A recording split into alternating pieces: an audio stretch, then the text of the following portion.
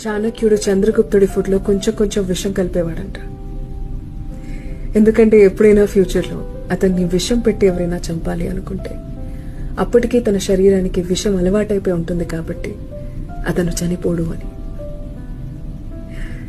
ఇది ఎందుకు చెప్తున్నానంటే, దేవుడు నీ జీవితంలో కొంచెం కొంచెం విషం ప్రతిరోజు ఇస్తూ ఉంటాడు.